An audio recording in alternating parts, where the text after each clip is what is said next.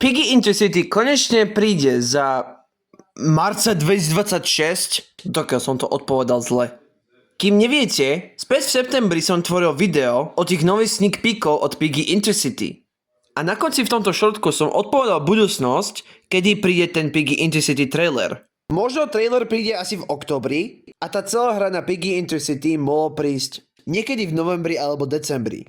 No potom som to zmýlil a teraz Intercity konečne prišiel v decembri, vedľa konci v tomto roku 2025. Ja natáčam pri Silvestra teraz a ukážu ti reakciu, ako som pozeral Piggy Intercity trailer.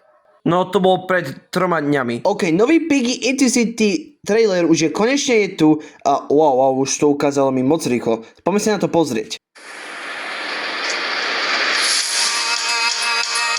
Wow, Piggy Intercity.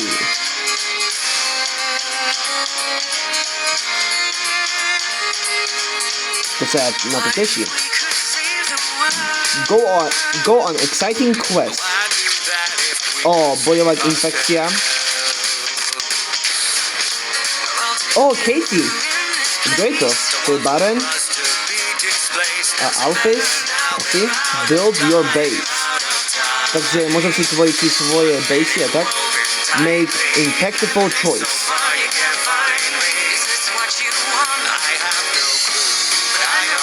Fú, a má dobrú hudbu, wow, pozri sa na tú mapu, to vyzerá krásne. Toto je lepšie ako GTAčko.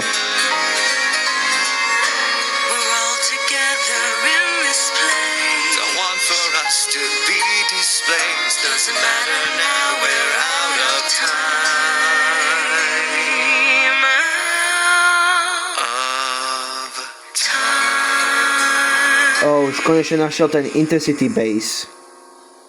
To sa na to teším. Region 1. Releasing marca 2026.